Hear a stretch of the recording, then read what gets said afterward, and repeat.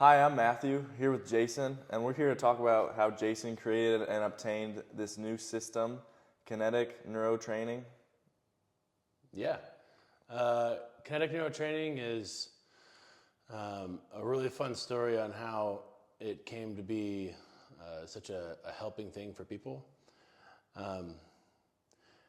But I think a good place to start with how Kinetic Neuro Training was brought about is first talking about some questions. And the question that I want to go into is people say like lose weight for your impact on joints or don't lift heavy or that kind of thing. But yet you can search online like cases of zero impact sport where their knee gets obliterated and they have to get it replaced. Like one of my favorite examples is crew, which is like the rowing's boat sport. Like that is like the full range of motion, there's zero jarring, like so many textbook things that say this is good for your knee or knees. And there are athletes that get their knees replaced from doing that sport. And like you could bring that to any surgeon and they'll just have no words for it. But they'll say like the impact or the weightlifting or whatever. Yeah. And then you have like strongmen like Brian Shaw, Eddie Hall, like some of the fun buzzword guys. Not an issue for them. And they're doing dumb weight. Yeah. Dumb weight. Mm-hmm. So when people talk about what makes a joint go bad, I find it kind of laughable because that's just not the mechanism that's happening. Weight can exaggerate the factors that are giving you problems, but that's not the leading cause. Yeah. And when you think about problems with your body in those contexts, then a lot of the recommendations that people have is flawed.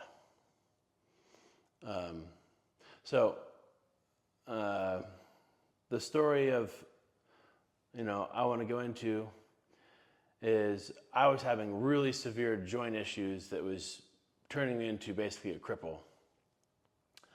And you think about how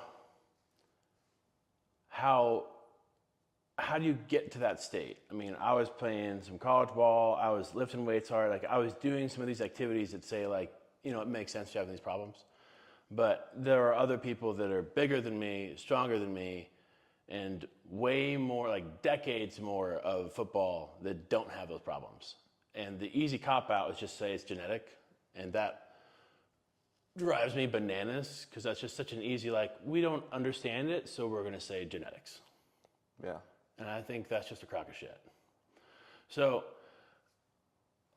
can there be genetic things? Absolutely. But there's too many people without an unexplainable answer to just say that that's it. I do think there's a sliver of genetic predisposed things for sure, but way too many people for that just to be the answer. So what makes a joint wear out is its inability to self-lubricate over its surface area. So when cartilage gets compressed, it releases a little bit of fluid that we'll just call oil. Okay. And that oil then makes, helping that gliding surface. And when the surface area gets reduced, you can only squeeze out so much per unit of pressure. And so your ratio doesn't equal. Yeah. How does the surface area get decreased? Right. So this is where one could say genetics of the deepness of your socket or stuff like that. Agreed. Okay. But all things considered equal, it has to do with where the pivoting of the force is being distributed on the joint.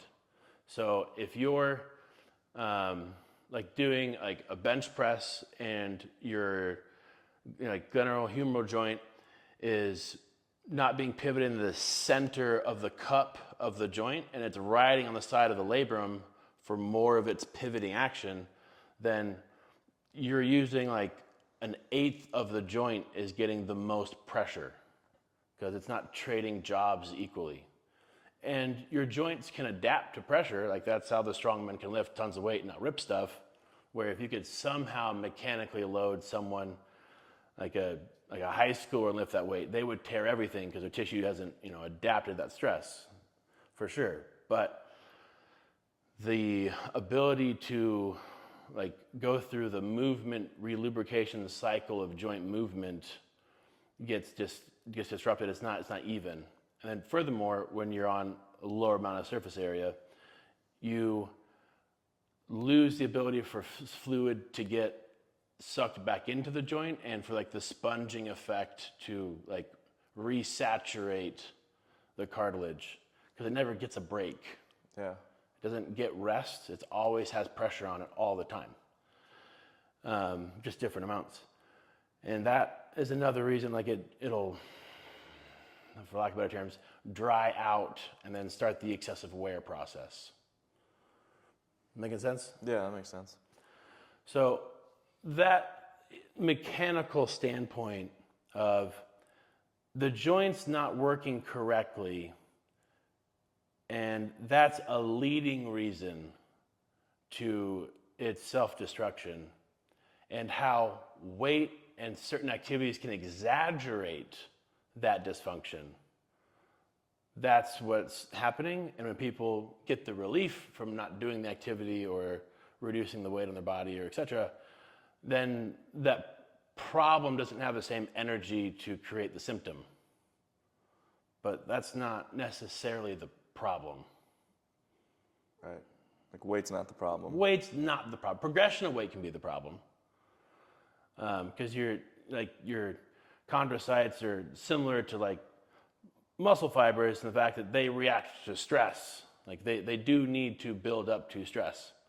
So if you're loading tons of weight on and you haven't lifted in 3 decades or something, or it's your first time lifting and you're just cranking out as heavy as you possibly can, like your joints are going to hurt the next day, and that is something to look out for and maybe change how you're doing things. But that's a different ballgame than mechanically incorrect overuse, overwear, injury, destruction. It's a different thing. So you have that concept down, that in human examples, that's how that goes. But we'll go with like a step further. When I was 5 surgeries deep, 3 blown discs, and crawling on the ground for parts of the day, like the other part of this equation is like elephants have the same cartilage that we do. And like that just really goes to the extreme example of force, where their function of like, I want to say, someone's going to Google it and correct me, which is fine, but the number I want to put out there is like 16 tons of pressure when an elephant is running at full speed. And like, they don't have these problems. So the tissue itself can take bananas force. Yeah. And then we'll go into a movement issue, and that is, humans, we have like, 800 muscles, basically, depending on who you're arguing with and how you want to categorize it. But we'll say for conversation, 800 muscles. Okay. And I remember in 4th grade, like you put both fists together and that's the size of your brain, Okay. right? Yeah. And like, that's not small, especially if you look to like how dense the information is and how we can only like effectively map out like 1 cubic centimeter of brain, like that's a ton of data. Yeah. Bananas. And the section of our brain, the cerebellum, that manages our movement is considerably large in proportion to that also. It's not a small section of the brain. We have this huge mass of neuron supercomputer movement analysis machine up top, and we got 800 muscles. And the metaphor that I like to use is like a snake has a walnut brain, like tops. Like that is the biggest they get. And they go up to 10,000 muscles. And it is just mind-boggling because, I mean, you're a huge math guy. How much math does it take to go from a circle to a straight line? It's like so many inputs. Like, all right, like if you're just thinking about controlling each muscle, like you have to control each one so many times, right? Right. Like contract or uncontract, right? Like Totally. And you're managing a curve on all these spots. So it's not like bending the noodle. right, Everything has to move like right, tons, right? The only part of our body that does that is our spine, and that's not the thing that even moves the most. So like even computing power of that. But also, like when a snake coils up, like that's circles on circles on circles on circles on circles on circles. So just proportionate to the complexity of that movement to ours, like I would argue that theirs is way harder.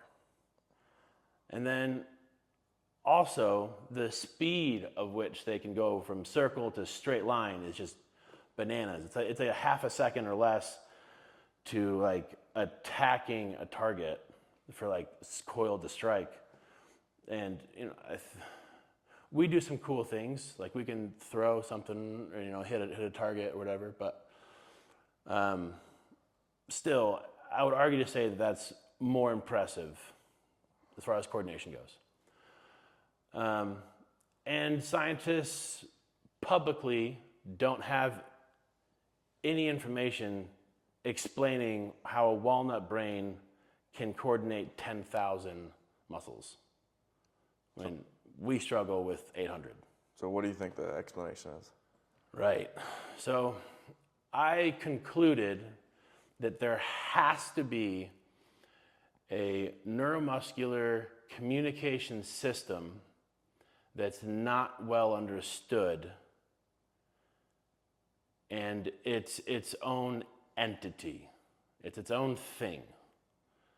Like you can consciously do something, like I'm waving my arm consciously, but if I'm sprinting, I'm not consciously controlling my elbow extension and flexion as I am running. Like that is the motion that it is doing. Yeah. And it catches itself to help perpetuate that movement. So there just has to be something else going on. And I concluded that when you talk about like, when I was really messed up, like I could feel that when I try to squat, like a section of my quad works and another section doesn't, and then it would be opposite the other leg. And no matter what I did, I couldn't change that. And I'm not in control of how that's acting. And I concluded it's kind of like your heart rate, where like you can have an allergic reaction or a stress or heat or something, and your heart rate's going to go up. You have some influence of its behavior. You can breathe, you can calm down, you can go your temperature, but you don't have direct control of how many beats per minute or its stroke volume. how it behaves is a reaction to input. Yeah. Okay. The global neuromuscular system is the same. You can input data like, I'm going to strengthen these muscles. I'm going to stretch these muscles. And it can influence how it's going.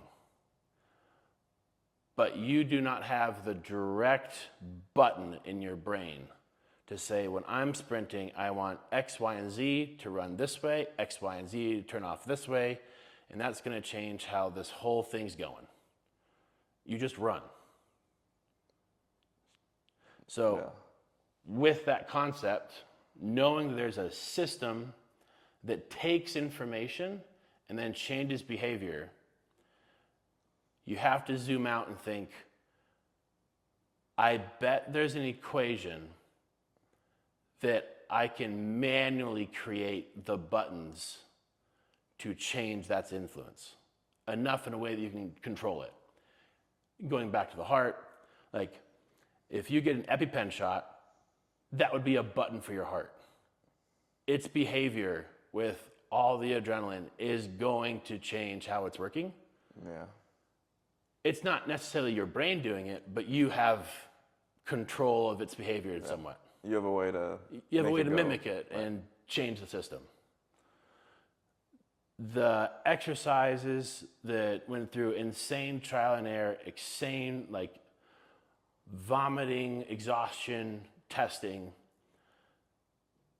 gave me the information to create the system on how to manually create buttons that cause the reaction to change how your body's performing. And it took 12 years to do it.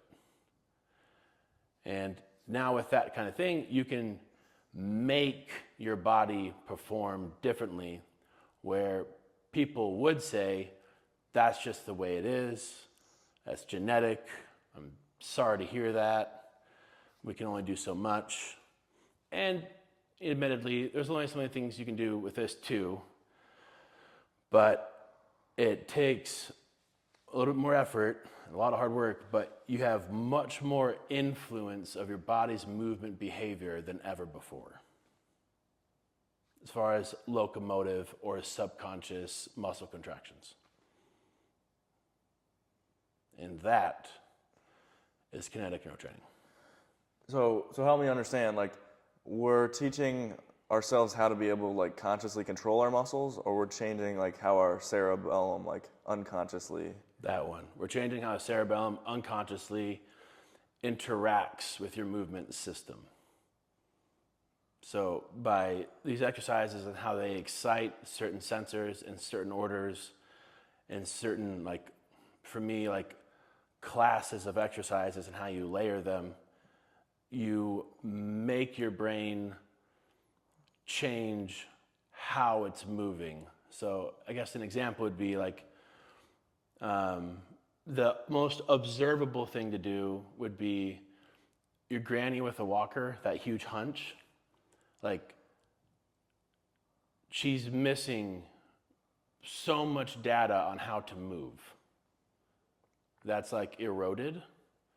But it's possible to input all of the right data to where she is upright, fluid, moving, looking really healthy and athletic. That is a possible outcome. That's the system saying walk like an old granny. That's not how humans walk. And I guess another way to look at that also is like, we'll go to a sports analogy of like someone who keeps having like the same reoccurring ACL tear that has a remotely normal joint. How they're functioning when the muscle is firing, how their body's catching that. Like, that's all subconscious stuff. And you can train it, and there's different like reactive things and to kind of dial in the system, but those actions don't change those ratios. They change the effectiveness of the ratio being had. So I was talking with a stem cell doctor a couple weeks ago, and he was like, yeah, like someone has a hamstring issue, they often can have an ACL issue. And I simply put it as like, yeah, the difference between me and everybody else is people will work on their hamstrings. I'll work on everything else so it makes you have to use your hamstrings. You don't have a choice not to. And then that kind of clicked for him. We're like, okay, this is a different level of something where if you can truly do that, then you effectively remove the problem. Everyone else kind of thinks like, like if there's a flood coming, like they like sandbag their house. Sandbagging their house is like, let's strengthen the knee and the hamstrings. Like it's a lot better than doing nothing, for sure. But what if you could just fix the dam so it didn't flood? Like that's the ultimate win. Yeah. Yeah. That's you're not trying to save an area. You don't have to save anything. And that applies to your whole body moving and this different way of thinking that everything is a resultant, not the issue. Total body physics. So like, what are the applications if I like teach my like cerebellum to work better? Totally, yeah.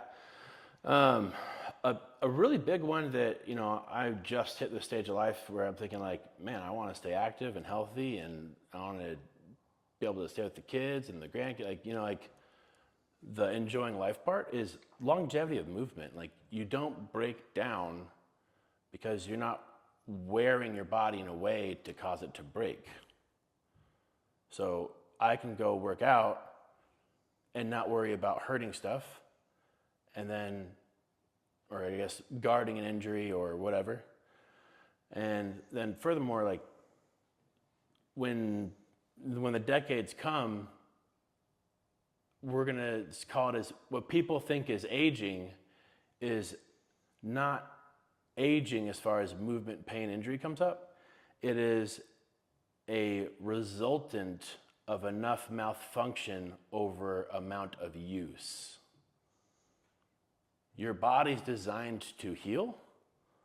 It's designed to rejuvenate. That's like a lot of sleep. That's like, we're not a machine that the part's supposed to wear out, then you replace. Our body's designed to heal and then do it again.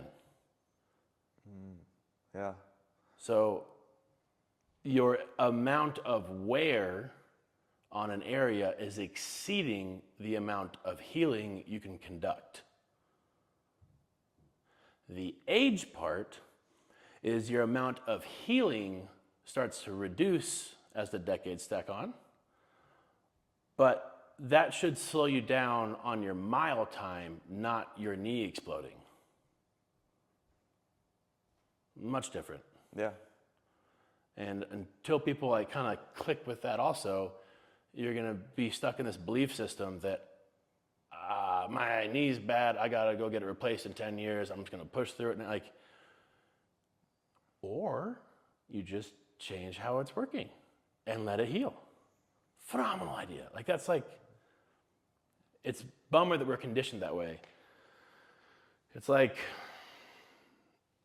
very similar to like everyone was dying of heart attacks like 60s, 80s.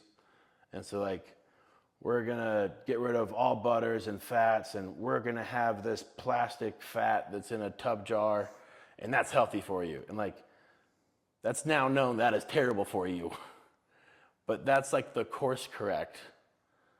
And our movement science today, the course correct is like, get rid of heavy weights, get rid of impact, get like just delete. Yeah, lose weight. Yeah, lose weight. All those things are components that when you're working correctly, recycle and give your body stimulus to heal and stay around so you can stay active. When you're malfunctioning, you break stuff doing those things. But if you just remove all of those stimulus, to me, like, that's the first step to start dying. Like, Yeah. like You just start to atrophy. You just right? start to atrophy everything. NASA did this study, I don't know how long ago, a while ago, and they just paid people like 40 grand to lay down for 6 months or something like that. And like the results were ghastly. Like, I'm gonna say these numbers, it's been a while, but like I think that like the resting heart rate was 160 just trying to stand. Wow. From laying down for 6 months. Like flirting with a heart attack standing over 6 months. Like they're so close to death just laying down for 6 months. Like that is crazy to me. And these are healthy people. This isn't disease. This is, I think the age range is like 30 to 45, like, and healthy. And 6 months of doing nothing. They almost died standing. So that's where I say, like, removing vigorous or challenging activities because of a pain or malfunction, like, you're starting death. Mind you, there's, like, reasonable safety. If I want to play devil's advocate, like, you know, I'm not going to,